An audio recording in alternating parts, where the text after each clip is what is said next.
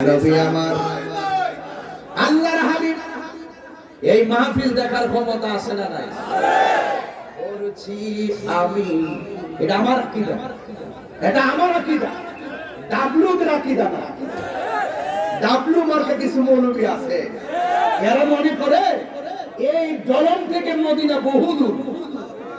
আমরা মনে করি মদিনা ওয়ালার জন্য এই জলম হাতের তালুর মধ্যে। কথা বলেন ঠিক না বেঠে? এই জন্য বলছি, করছি আমি নাতে রাসূল পাশে নূরের নবী, নাতে রাসূল শুনে নবী দিলেন মুস্কি হাসি। জোরে জোরে কি আল্লাহু আকবার বলা যাবে না? জন্ম আমার নবী যুগে,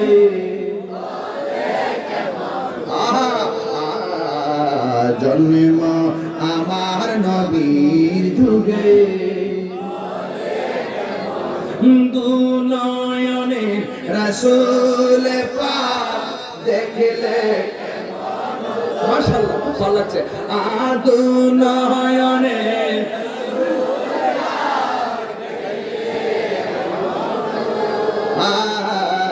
জন্ম আমার নবীর যুগে,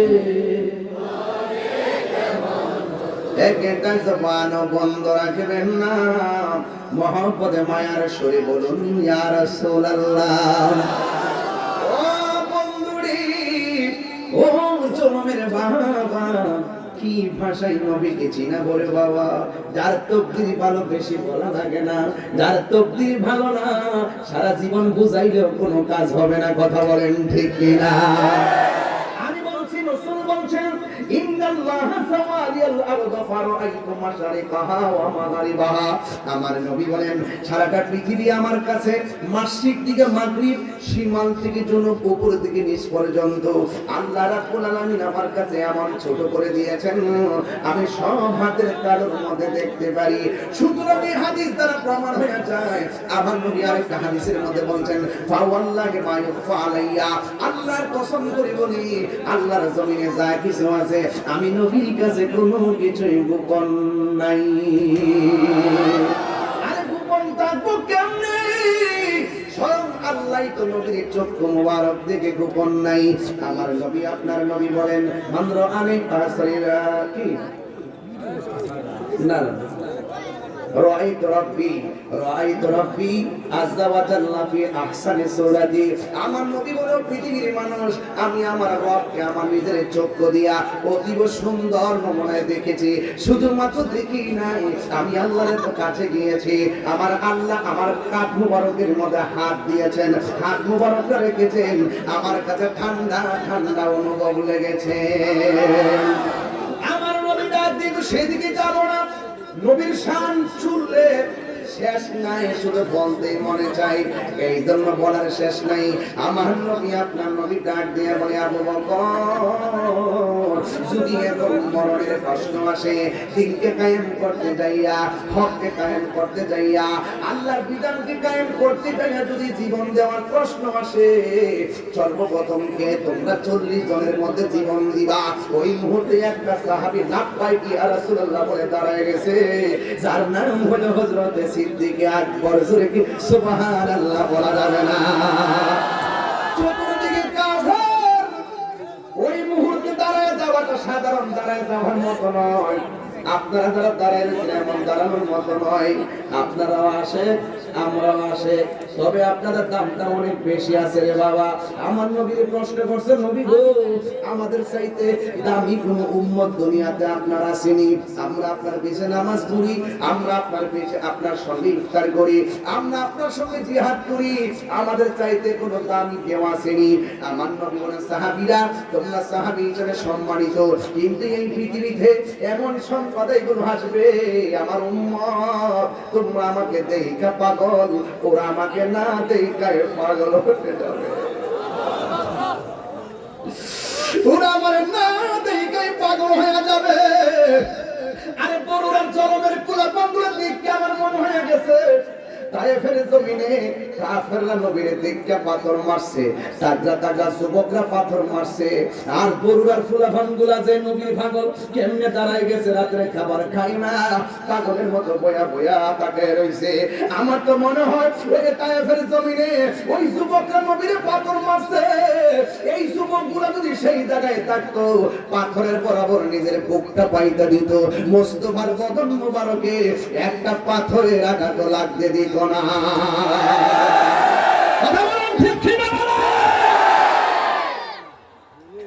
আমার যুবক ওই সিদ্দিক আকবর দাঁড়ায় গেছে, যারা দাঁড়ায় যায় নবীর জন্য তারা সিদ্দিক হয়ে যায়, যারা নবীর সন্তুষ্টির জন্য দাঁড়াইতে পারে না তারা আবু জাহেল হয়ে যায়। কথা কোন ঠিক কিনা?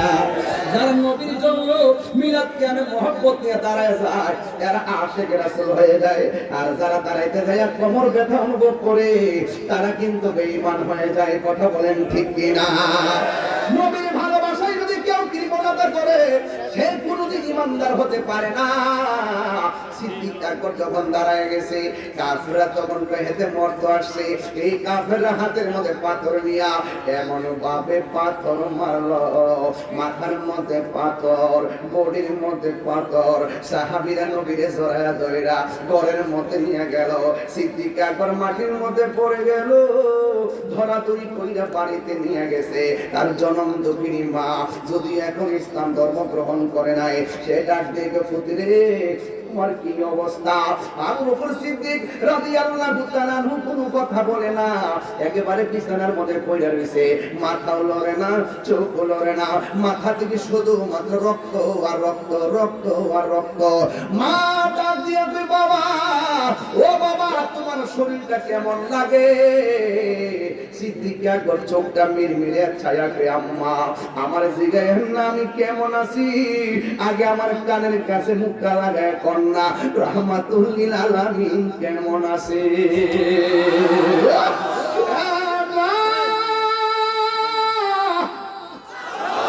মা গো আগে বলুন না আমার নবী কেমন আছে? মা ডাক দিয়ে যে পুত্রী অল্প কটা পানি পান কর, শরীরে শক্তি লাগো। এবার সিদ্দিক আকবর বলে, আম্মা আপনি আমাদের খাবারের কথা বলেন না, যতক্ষণ এই দুই চোখ দিয়া নবীর চেহারা মোবারক আমি দেখতে না পারবো ততক্ষণ পর্যন্ত আমার মুখের মধ্যে আমি পানির ফোঁটা ঢুকাইতাম না। ও আম্মা একটা বার আমার নবীর বাড়ি নিয়ে যান না গো মা।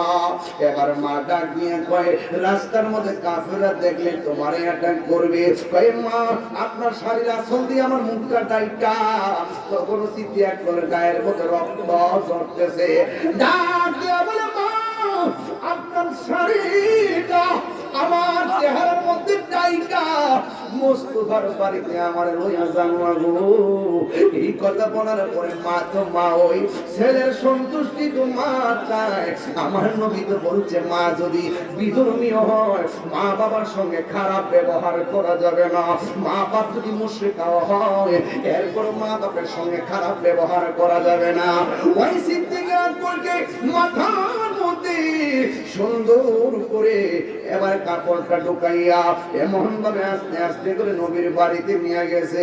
আমার নবীর কাছে যায়, নবী গো, নবী গো, ও মায়ার নবী আগে বলুন না আপনি কেমন আছেন? আমার নবী বলে, আবু বকর আয় আমার কাছে আয়। আবু বকরের কপালে আমার নবী একটা চুমু দিলেন। এবার আমার নবী ডাক দিয়ে বলে, আবু বকর তোমার শরীরটা কেমন আছে? ও নবী গো এতক্ষণ খারাপ লাগছিল, আপনি নবীকে দেখার পরে আমার মনটা যেন ভালো হয়ে গেছে গো নবী। এই হলো আবু বকর, এই হলো আবু বকর নবীর প্রিয় সাহাবী হযরত আবু বকর সিদ্দিক, নবীর প্রিয় সাহাবী হযরত আবু বকর সিদ্দিক, ভালোবেসে শুইল পাশে, ভালোবেসে শুইল পাশে, যায়া দেখো মদিনা মদিনা আসে গো মুমিনের ঠিকানা বলুন মদিনা আসে গো মুমিনের ঠিকানা দিদার চেয়ে কাঁদো তোমরা দিদার হোনা নবীর দিওয়ানা মদিনা মদিনা আসে গো মুমিনের ঠিকানা বলুন মদিনা মিনের ঠিকানা জালালুদ্দিন সৈয়দী পাশা করবার দেখল নবীজি জালালুদ্দিন সৈয়দী জি এত বাদে কি নবী এত জালা তাহার মিটে না মদিনা আসে গো মুমিনের ঠিকানা বলুন মদিনা গো মুমিনের ঠিকানা বলো দিদার চেয়ে কাঁদো তোমরা দিদার না মদিনা মদিনা মুমিনের ঠিকানা বলুন মদিনা মুমিনের ঠিকানা একটা জবান বন্ধ রাখবেন না মহব্বতে মায়ার সুরে বলুন আল্লাহু আকবার আমার নবীর মজলিসে আঘাত করলো আমার নবী পাল্টা আঘাত করে নাই আমার নবী বলছে আবু বকর এরা বোঝে নাই আল্লাহু আকবার জোরে কর আরে জিবরাইল তো বারবার ডাক দিয়া বলছে নবী গো একটাবার হুকুম দেন না যেই অন্যায় আপনার সঙ্গে করতেছে এদেরকে পাহাড় নিচে ফেলে মেরে দেই আল্লাহর হাবিব ডাক দিয়া বলে জিবরাইল আমি নবী তো রাহমাতুল লিল আলামিন কথা কোন ঠিক কিনা ওই আমার নবী আপনার নবী রাহমাতুল লিল আলামিন আদর্শ হলো ক্ষমা করে দিতেন আর সত্য যেটা মানুষের সামনে প্রেজেন্টেশন করতেন আজকে দেখা যায় মানুষ গায়ে পুরা ঝগড়া লাগাইতে চাই আজকে দেখা যায় মানুষ জোরে চাপায়া দিতে চাই আরে বাবা তোমার যদি মাজার ভালো না লাগে না যাইবা তোমার কে অর্ডার দিছে মাজার বান্তার কথা কোন ঠিক কিনা তোমার কাম হলো ফতোয়া দিয়া দাও আমার কাম ফতোয়া দিয়া যায় তোমার কাম তুমি প্রচার কইরা দাও আমার কাজ আমি প্রচার কইরা দাও যার ভালো লাগে গ্রহণ করবে যার ভালো লাগে না গ্রহণ করবে না আপনি যদি আঘাত করতে চান প্রতিঘাত ইনশাআল্লাহ একদিন হবে কথা বলেন ঠিক কিনা এই জন্য যুবক আমার নবীর জীবনে কোনদিন কাহারো গায়ে পরে যুদ্ধ করে নাই আমার নবীর মারার জন্য ষড়যন্ত্র করেছে আল্লাহ বলছে বন্ধু আর তসবিহ হাতে রাখবেন না হাতে তলোয়ার নেন নবীরে মারতে আসছে আল্লাহ কয় তলোয়ার নেন আমার নবীর নিজ থেকে কোনদিন কাহারো সঙ্গে যুদ্ধ করে নাই 27টা যুদ্ধ করছে কাফেররা গায়ে পড়ে নামছে ইসলামের নাম নিশানা মুছে ফেলার জন্য আজকে বাংলাদেশে কি হইছে নিজেরা কামড়ে লেগে মানুষ মারে কথা কোন ঠিক কিনা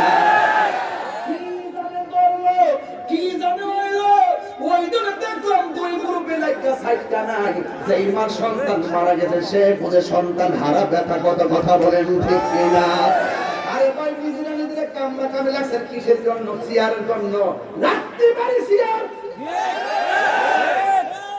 সেই ক্ষমতায় আপন ভাই রক্ত ঝরাতে হয় সেই ক্ষমতা আমরা চাই না কথা বলেন ঠিক কিনা রক্তের রাজনীতি বন্ধ করো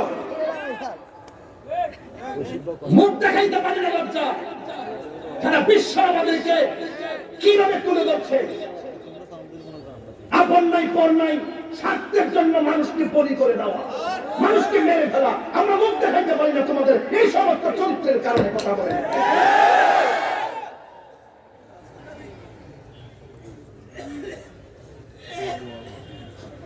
ভাইয়ের আমার খুব সতর্ক থাকবেন পারি না শুধু আপনাদের কারণে আপনারা সুন্নিরা যদি একটা প্ল্যাটফর্ম হইতেন সবাই সুন্নিদের পাওয়ার মধ্যে তেল মারতে হবে আপনারা কোনো না কোনো দিক দিয়ে যান না ঠিক কথা ঠিক আপনাদের এক থাকতেন 65% মুসলমান সুন্নি এই দেশে।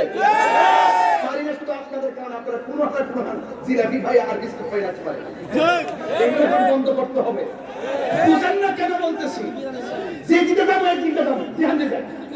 এটা ভাঙ্গা ভাঙ্গা যাইতাম না। ভাঙ্গা ভাঙ্গা দিন শেষ। হাজারের বাংলাদেশ। হাত তুলে বলো ঠিক ঠিক না বলো।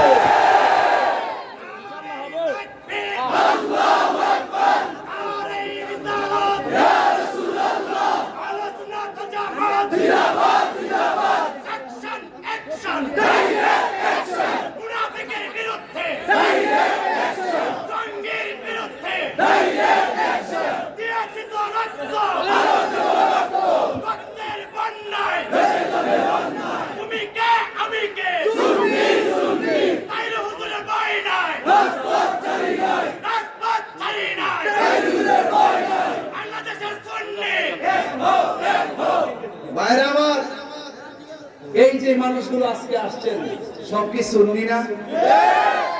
যদি ডাক দেই চলেন ঢাকা যায়, আপনি বলবেন আমি নাই। এগুলো বন্ধ করতে হবে।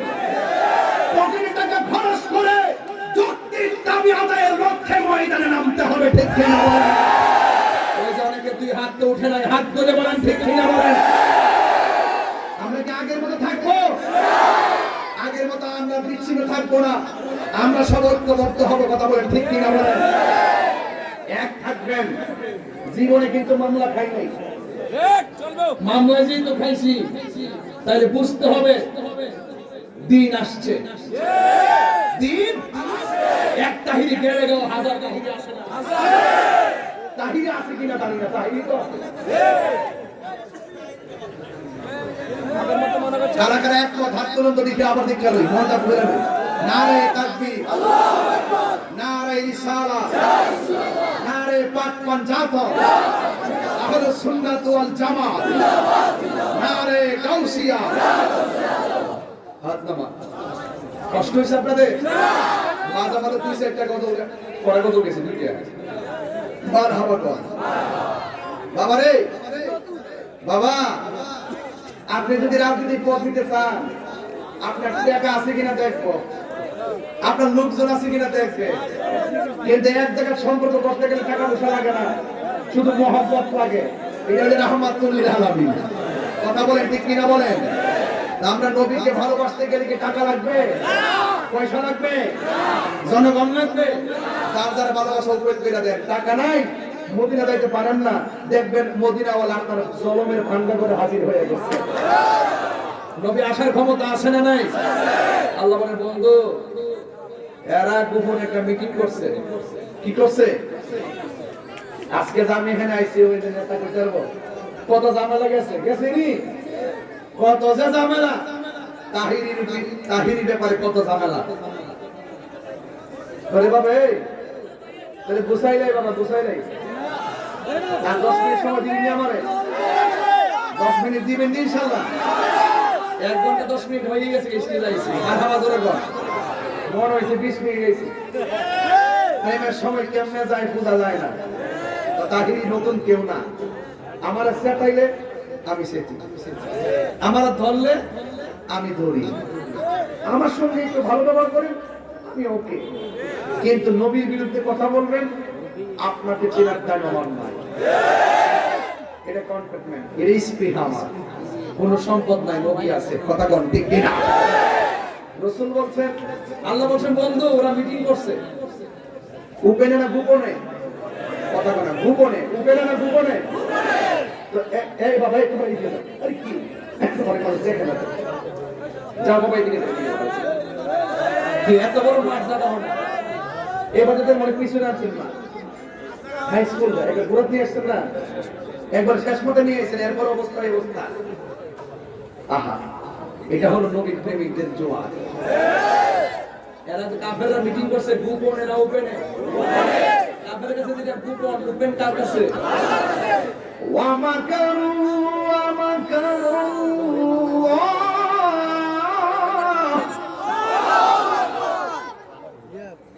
তালাওয়াত করব। ওয়াল্লাহু খায়রুল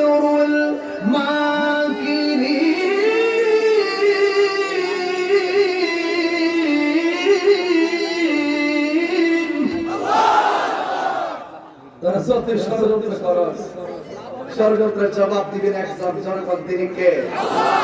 আরো জোরে, উত্তম পরিকল্পনাকারী কে? আল্লাহ ডাক দিবে বন্ধু, ওরা গোপনে মিটিং করছে আপনাকে মারবে। নাউজুবিল্লাহ বলেন না কেন? রাসূল বলছেন আল্লাহ আমার 6টা মর্যাদা দিয়েছে, 6টা মর্যাদা পৃথিবীর কোনো নবী রাসূলকে দেয় নাই। এর মধ্যে একটা হলো আমি দুনিয়াতে এসেছি, প্রত্যেক নবীদের জন্য এক একটা এরিয়া ছিল নামাজের, আর আমার জন্য সারা পৃথিবীর মসজিদ, সারা পৃথিবীর জমিনটাকে আল্লাহ আমার জন্য, আমার উম্মতের জন্য মসজিদ বানাই দিয়েছে। আরেকটা মর্যাদা হলো আদম নবী বলতে পারবেন আমি শেষ নবী, ইব্রাহিম নবী বলতে পারবেন আমি শেষ নবী, আমি নবী, আনা খাতামুন নবিয়্যিন লা নাবিয়্যা বা'দি, আমি নবী হলাম শেষ নবী, আমার পরে আর কোন নবী আসবে না। রাসূল বলেন অনুসিরতু বিরূবে, আল্লাহ আমার মাঝে এমন একটা ভয় দিবেন, ইচ্ছে করলে কোন কাফের গ্রুপে এসে নবীকে মেরে ফেলতে পারবে না, কারণ এই নবীদের কাঠ মুবারক দিয়ে চোয়াল হয়ে দাঁড়িয়ে যায় তাকে মারার জন্য। এই জন্য রাসূল পাকের সাথে অনেক যুদ্ধে অনেক সাহাবী শহীদ হয়েছে, রাসূল পাককে তারা কিছুই করতে পারে না। বলেন না সুবহানাল্লাহ। আরেকটা হলো উতিতু বিজাওয়াবিল কালিমে, রাসূল বলেন আল্লাহ পাক আমাকে সকল ভাষার বুঝার জ্ঞান দান করেছেন। আর বড় করে কোন আল্লাহু আকবার। এবার শুনেন আমি কি বলি। আল্লাহ রাব্বুল আলামিন বলেন, এ বন্ধু, ওরা গোপনে ষড়যন্ত্র করেছে, ইয়া রাসূলুল্লাহ, ইয়া হাবিবাল্লাহ, আপনি এখান থেকে মদিনায় চলে যান। জবানটা খুলে কি আল্লাহু আকবার বলা যাবে না? আল্লাহ অর্ডার করেছে, আমার নবী যারা অত্যাচার করেছে তাদের সঙ্গে যুদ্ধের ঘোষণা করে নাই, আমার নবী আল্লাহর অর্ডারে মক্কা থেকে মদিনায় চলে যাবেন। দেখবেন কেমনে শান্তি নবী আনেন, বিনা রক্তপাতে, বিনা যুদ্ধে নবী শান্তি কেমনে নাযিল করেছেন। জোরে কোন সুবহানাল্লাহ। আমরা তো মনে করি যুদ্ধ করে শান্তি আনতে হবে, যুদ্ধ চাই না, শান্তি চাই। কি চাই? শান্তি চাই। এসে কয়েকদিন আগে একজন মারছে, ইন্ডিয়ার লেগে যেতে বলল, ইন্ডিয়ার যুদ্ধ লেগে যেতে বলল, যুদ্ধ লেগে কি শান্তি আইব? যুদ্ধ লাগলে কি শান্তি আসবে? পার্শ্ববর্তী দেশ ভারত, পাকিস্তান, চীন, এদের সঙ্গে যুদ্ধ লাগলে কি আমাদের দেশে শান্তি আসবে? একটা উস্কানি মারছে, আবার বলতেছে কয় ওই আগরতলা সাইজ করার জন্য ব্রাহ্মণবাড়ি যথেষ্ট। এটা হলো পাতলা কথা, এগুলো কি কথা? পাতলা কথা বলা যাবে না। রাষ্ট্রের অস্থিতিশীল, রাষ্ট্রকে অস্থির করতে গিয়ে পাতলা কথার দ্বারা যদি রাষ্ট্র অস্থিতিশীল হয়ে যায়, এই সমস্ত কথা বলা যাবে না। আমরা যুদ্ধ চাই না। আমার প্রশ্ন হলো, যদি কেউ শহীদ চায়, এই বাংলাদেশের 1 ইঞ্চি মাটি নেওয়ার ষড়যন্ত্র করে, শুধু আপনি একা কেন, সবাই মিলে তার বিরুদ্ধে দাঁড়িয়ে পড়বে। আর হুদুদে আপনি গায়ে পড়ে যায় যুদ্ধ করবেন, এত কামড়া গেলে এই কামড়া কামড়ি বন্ধ করে দেখেন না, 2 দিন নাচে আর ভাবা বড় হয়ে গেছে। এগুলো হলো বাংলাদেশের মানুষকে বেকুব পাইছে, হুজুকে বাঙালি হয়ে গেছে সব। এগুলো বলা যাবে না। আমরা আমাদের দেশকে আমাদের মতো করে সাজাবো, কথা বলে ঠিক কিনা? সকল দেশের সাথে আমরা বন্ধু স্বরূপ আচরণ করবো, কিন্তু কোন দেশ যদি আমাদেরকে, আমাদের উপরে যে মাথায় চড়ে বসে দাদাগিরি কিংবা বাবুগিরি করতে চায়, সেখানে আমরা তাকে প্রশ্রয় দিব, কথা বলে ঠিক। এগুলো হলো রাজনৈতিক সিস্টেম, রাজনীতি আমি আমরা পছন্দ করি না। এগুলো সিস্টেম, গায়ে পড়ে ঝগড়া বাঁধাবেন না, যুদ্ধ কোনো শান্তি আসে না, আনে না। আল্লাহ বলছেন বন্ধু আপনি চলে যান, ওরা ষড়যন্ত্র করতে আপনাকে মেরে ফেলাবেন। তো হুকুম করছে কে? ঠাস করে আমার নবী মওলা আলী রাদিয়াল্লাহু তাআলা ডাক দিয়ে গালি, গো আমি তো রাত্রে একদিন থামুকা, আমি যখন চলে যাব আমার বিছানার মধ্যে আপনি শুয়ে থাকবেন। সুবহানাল্লাহ বলবেন না? আর ওই দিন যে সিদ্দিকও বলে বলছে, আবু বকর আমাকে তো আল্লাহ অর্ডার করেছেন চলে যাওয়ার জন্য, আমি তো চলে যেতে হবে। সিদ্দিক হাত করে বলতেছেন, ইয়া রাসূলুল্লাহ আপনি কি আপনার ইচ্ছায় যাচ্ছেন নাকি আল্লাহর ইচ্ছায়? আল্লাহর ইচ্ছায়। আল্লাহর ইচ্ছা যদি যায় থাকেন আমি বাধা দিব না, তবে আপনি রাসূলকে দেখলে আমার 7 দিনের ক্ষুধা দূর হয়ে যেত। ইয়া রাসূলুল্লাহ, ইয়া হাবিবাল্লাহ, নবী গো, ও মায়া নবীজি, আপনাকে একদিন দেখলে ক্ষুধা লেগে যেত, আপনাকে দেখলেই আমার 7 দিনের ক্ষুধা দূর হয়ে যেত গো নবী। ইয়া রাসূলুল্লাহ, ইয়া হাবিবাল্লাহ, আমি কেমনে থাকবো? আবু বকর সিদ্দিক রাদিয়াল্লাহু তাআলা আনহু চোখের পানি দেখে আমার নবী ডাক দিয়া বলে, আবু বকর, ও আবু বকর, চিন্তা করো না, আমি নবী যেই দিন যাব তুমি আবু বকরকে সাথে করে নিয়ে যাব। আমার নবীর সঙ্গী হইতে যাইয়া সিদ্দিক আকবর ভালোবাসা দিয়েছেন, আমার নবী সিদ্দিক আকবরকে করে নিয়েছেন।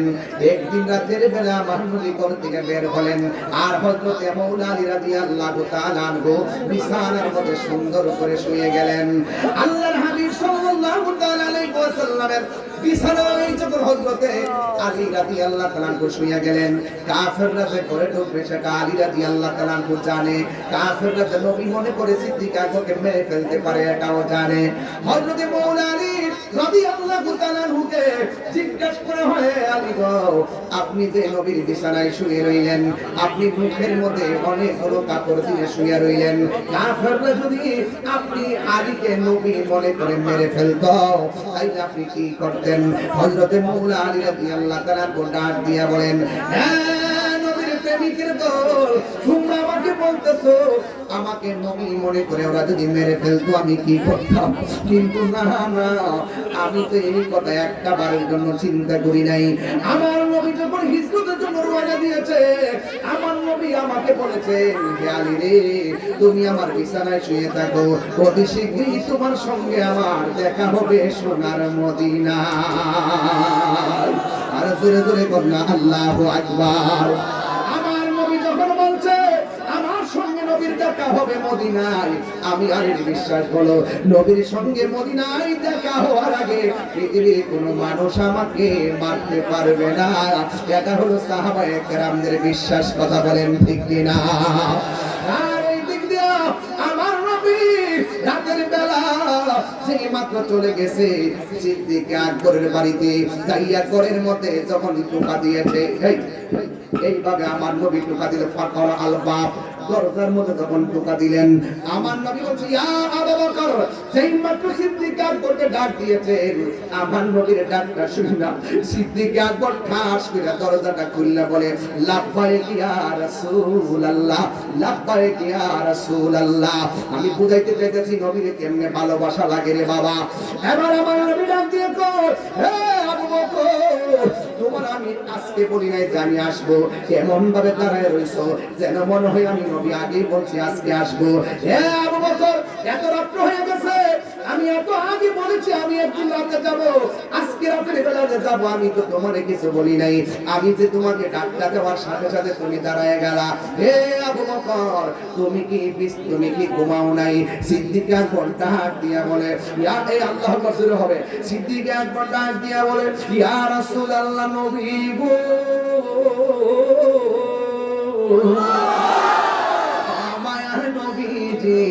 যেই দিন আপনি আমারে বলছেন মদিনায় আমারে সঙ্গী বানায় নিয়ে যাবেন, সেই দিন আমি দিনেও ঘুমাই নাই, রাতেও ঘুমাই নাই। ইয়া রাসূলুল্লাহ, নবী গো, আপনি আমাকে একটা ডাকের বেশি দুইটা ডাক দিলে যদি আপনি নবী কষ্ট পান, আল্লাহ কষ্ট পাবে। এই জন্য আমি একটা সেকেন্ডের জন্য বিছানার মধ্যে পিঠ লাগাই না গো নবী। এই কথা বলার পরে আমার নবী বলছেন, হে আবু বকর, আর দেরি করা যাবে না, কাফেররা বের হয়ে গেছে, রাতের অন্ধকারে আমরা রওনা দিয়ে দিব। সিদ্দিক আকবর নবীর পিছনে পিছনে যায়, আমার নবী সামনে সামনে যায়। আমার নবী যখন সামনে যায়, ওই মুহূর্তে আমার নবীকে সিদ্দিক আকবর ডাক দিয়ে বলে, ইয়া রাসূলুল্লাহ, এতক্ষণ আমি আপনার পিছনে গিয়েছি, এখন একটু আপনার সামনে আমি যাব। আমার নবী বলে, আবু বকর, তুমি কি জানো না নবী রাসূলদের অগ্রগামী হওয়া যায় না, নবী রাসূলদের সামনে জোরে কথা বলা যায় না, তুমি কেন আমার সামনে যাইবা? ইয়া রাসূলুল্লাহ, নবী সামনের বাড়িটা একটা কাফেরের বাড়ি, ওই কাফেররা তো আপনাকে তালাশ করতেছে, যদি আপনার রাস্তার মধ্যে দেখতে বলায় কাফের বাড়ি থেকে আপনার সিনা মুবারকের বরাবর ওরা তীর মেরে আপনাকে আঘাত করতে পারে। ইয়া রাসূলুল্লাহ, নবী আপনার সামনে আমি থাকতে চাই, একটা বুঝি না, দুইটা বুঝি না, যত তীর আসে আমি আবু বকরের সিনার মধ্যে নিয়ে নিব, কিন্তু আপনার বদন মুবারকে একটা তীরের আঘাতও আমি লাগতে দিব না। এইভাবে যাইতে যাইতে অনেক দূর পর্যন্ত পর্যন্ত গিয়েছে। হঠাৎ করে আমার নবী আপনার নবী একটা গুহার ভিতরে আমার নবী গিয়ে ঢুকলেন। গুহার মধ্যে ঢোকার পরে সিদ্দিক আকবর বলেন, আমি দেখলাম গুহার ভিতরে অনেকগুলা গর্ত দেখা যায়, প্রত্যেকটা গর্তের মুখের মধ্যে একটা করে সাপ দেখা যায়। আমি দেখলাম শুধু গুহার মুখ আছে, পিছন দিক দিয়ে গুহার কোনো রাস্তা নাই, ডানে রাস্তা নাই, বামে রাস্তা নাই, এমন একটা গুহা। আল্লাহ আমারে সুযোগ দিয়েছে, ওই গুহাটা দেখার জন্য আমি গিয়েছিলাম রে বাবা। ও বন্ধু রে, ও জনমের বাবা, এই ওয়াজটা কেন করতেছি জানেননি? এই কিশোর বয়সের পোলাপানগুলা ইতিহাস সম্পর্কে জানে না, এদেরকে ইতিহাস জানাইতে হবে, এদেরকে ঘটনা জানাইতে হবে। মুরব্বীরা জানলে ছোট্ট পোলাপানদেরকে জানাইতে হবে, কারণ এরাই তো আগামী দিনের ভবিষ্যৎ। কথা বলেন ঠিক কিনা? ওই সিদ্দিক আকবর গুহার ভিতরে যখন ঢুকছে, আমার নবী আপনার নবী রাহমাতুল লিল আলামিন ডাক দিয়ে বলে, আবু বকর, আমার একটু ক্লান্তি লেগেছে, আমি একটু আরাম করব। সিদ্দিক আকবর নবী পাককে এই হাঁটুর মধ্যে, এই উরু মুবারকের ভিতরে আমার নবীর পালিশ বানায়া দিয়েছে। জোরে জোরে কি আল্লাহু আকবার বলা যাবে না? হায় হায় রে, কেমনে ওয়াজটা বোঝায় তার ভালোবাসা কারে কয়। সিদ্দিক আকবর দেখতেছেন প্রত্যেকটা মুখের মধ্যে সাপ, এই সাপগুলা যেন নবীর সুবল দিতে না পারে, নিজের কাপড়গুলা দাঁত দিয়ে কামড়ায় কামড়াইয়া সিরা সিরা গেঞ্জি পাঞ্জাবি সিরা সিরা প্রত্যেকটা মুখের মধ্যে কাপড় লাগাইয়া দিছে, আমার নবীকে যেন কামড় দিতে না পারে। বন্ধু রে, যেন কোনো অনিষ্ট করতে না পারে। ওই মুহূর্তে আমার নবী আপনার নবী রাহমাতুল লিল আলামিন ঘুমাইতাছে, আর গায়ের কাপড়গুলো সিরা সিরা একেবারে মুখের মধ্যে বন্ধ করে দিল, সব ছিদ্র বন্ধ করছে, সাপ যেন সুমুল দিতে না পারে, দংশন করতে না পারে। আমার নবী তো আরাম করতেছে, ওই মুহূর্তে একটা ছিদ্র বাকি রয়ে গেছে, এই ছিদ্রটা সিদ্দিক আকবরের একটা পা দিয়া ওই ছিদ্রটারে বন্ধ করলো। যেই মাত্র পা দিয়া ছিদ্রটা বন্ধ করলো, আমার নবী ঘুমাইতেছেন। আপনারা জবান খুলে বলেন, নবীর চক্ষু যদিও ঘুমায়, অন্তর চক্ষু খোলা আছে না নাই? আমার নবী তো সব জানে। আমার নবী আপনার নবী, হাইরে তুমি আমি ঘুমাইলে ওযু ভাঙ্গা যায়, নবী ঘুমাইলে ওযু ভাঙ্গে না, কারণ আমার নবী কাহারো মতো না। ও বন্ধু বন্ধু বন্ধু রে, আমার নবী আপনার নবী যখন ঘুমাইতেছেন, হঠাৎ করে নবীর গাল মুবারকের ভিতরে, গাল মুবারকের ভিতরে, গাল মুবারকের ভিতরে আবু বকর সিদ্দিক রাদিয়াল্লাহু তাআলা চক্ষু মুবারকের একটা ফোঁটা পড়ছে। আমার নবী আপনার নবী যখন ঘুমটা ভেঙে গিয়ে ডাক দিয়ে, ইয়া আবু বকর, তোমার চেহারাটা কালো কেন দেখা যায়, তোমার চেহারাটা মলিন মলিন কেন দেখা যায়? সিদ্দিক আকবর বলেন, নবী গো,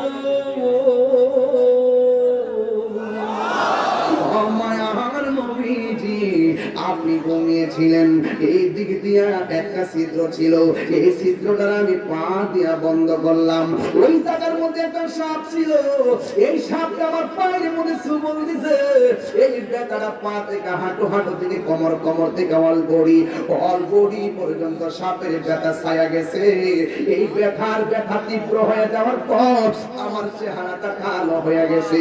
ইয়া রাসূলুল্লাহ, অন্য কিছু না। আমার নবী ডাক দিয়ে, এত ব্যথা তুমি সহ্য করলা, আমার কেন ডাক দিলে না গো? ইয়া রাসূলুল্লাহ, আমার ব্যথার চাইতে আমার কাছে আপনার আরামটা বেশি মূল্যবান। এবার আমার নবী বলে, ও আবু বকর, কোন জায়গায় তোমার দংশন করছে? এবার সিদ্দিক আকবর পাটা দেখা এলো, পাটা দেখানোর পর আমার নবী আপনার নবী রাহমাতুল লিল আলামিন এই নিজের থুতু মুবারকটারে, আরে কেন তাহিরি নবী নবী করে, দুলাল প্রধান কেন নবী নবী করে, আর আমার শাল হুজুর কেন নবী নবী করে, শাহপুরে তরবারে বিশ্বাস কেন নবী নবী করে, আর তোমরা আমার নবীরে আমরা মতো লইয়া নাচতেছ? নবীর থুতু মুবারক তো আমাদের মতো না, নবীর খাম মুবারক আমাদের মতো না, নবীর ছায়া মুবারক, নবী পাকের প্রস্তাব মুবারক আমাদের মতো না। ও যুবক, আমার নবী হলো নদীর বেমিসাল, সৃষ্টি জগতে কাহার সঙ্গে নবীর কোনো তুলনা। আমার নবী এইভাবে থুতু মুবারক লাগায় দেওয়ার পরে সিদ্দিক আকবরকে ডাক দিয়ে বলে, আবু বকর ব্যথা আসেনি গো।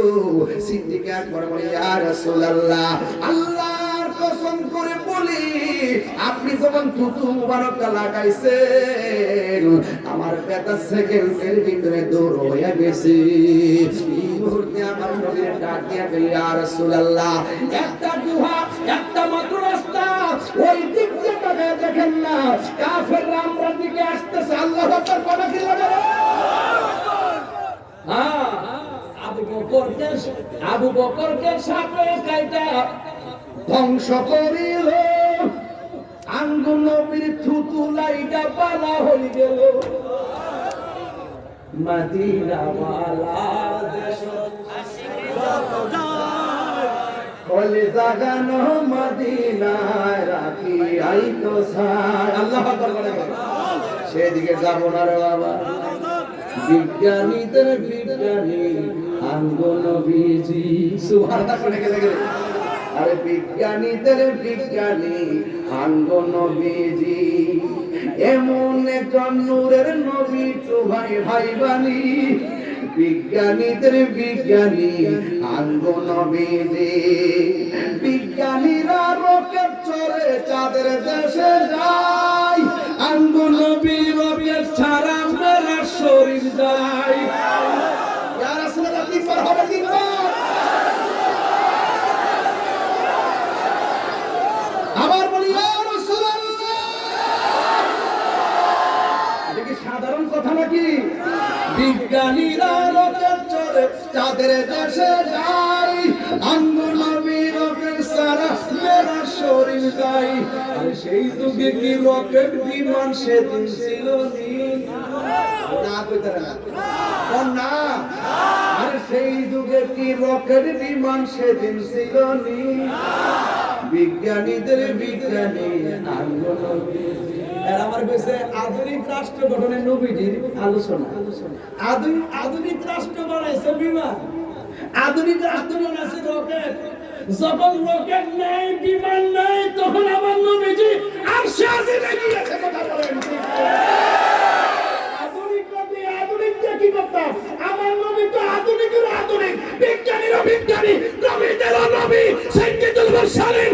আব্দুল বলেন ঠিক কিনা?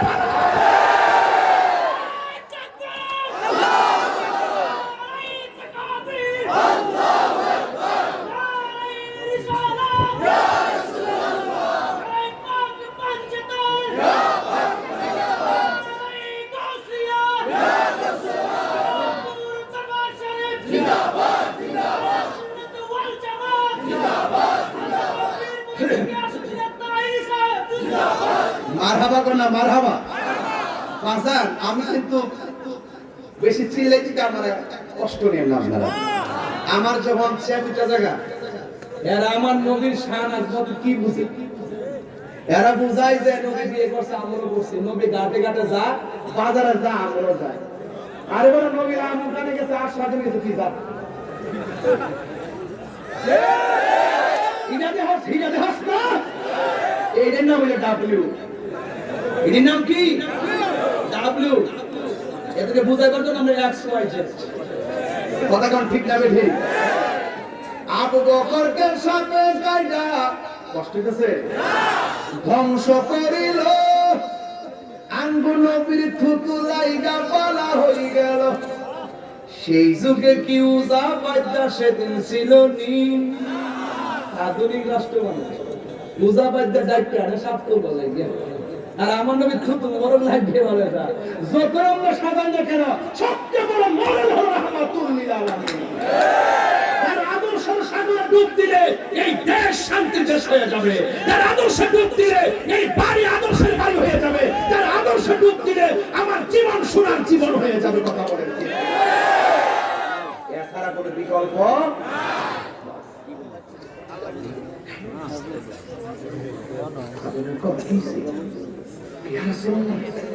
ওরা তো আসতেছে।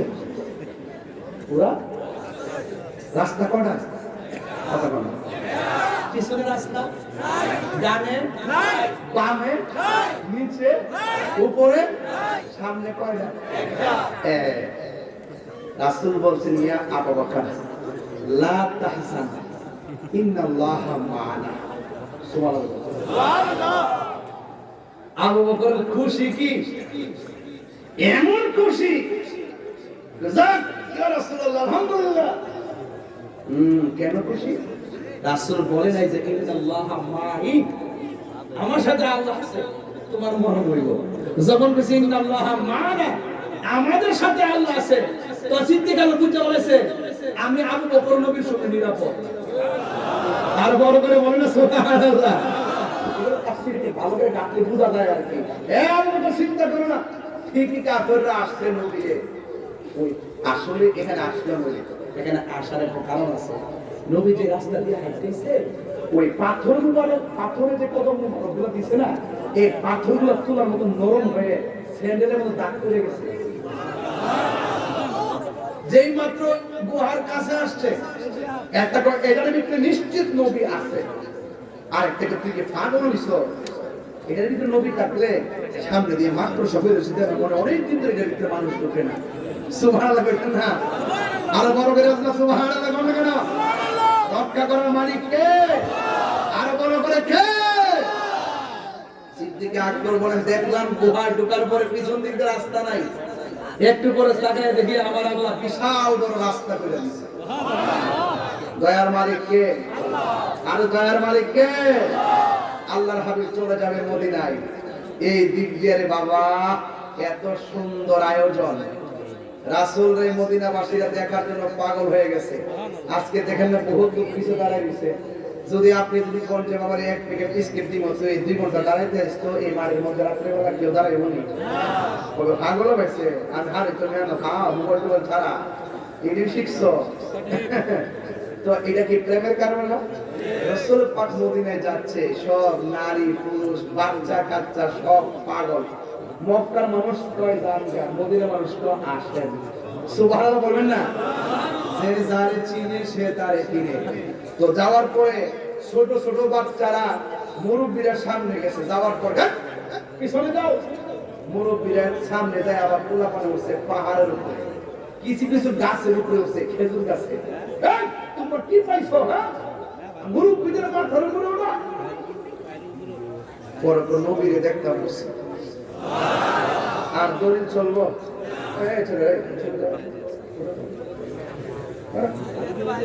কি আসছে? ওই যে মুরব্বী পিছনে বলছে ও সামনে ওই যে দেখেন আমি সেটা করেছি যে বিয়ার দুবি না, এটা মুরব্বী নিচে বলতে আমি সেটা করেছি না। প্রেমের বাজারে সিনিয়র আর জুনিয়র নাই। যদি সিনিয়র জুনিয়র থাকতে আমার কামটা তুলে নিয়ে হুকার পাই নেই, বাবা বাস করো মারো হারে বাস করো, এই মূর্তির সামনে এটা পাওয়া যেত না।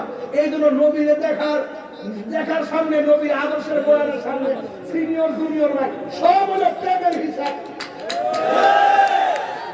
জান্নাতের মধ্যে কি গম্বুজ সুন্দর আমরা যাইবো, সত্যি করে গম্বুজ যাইবো।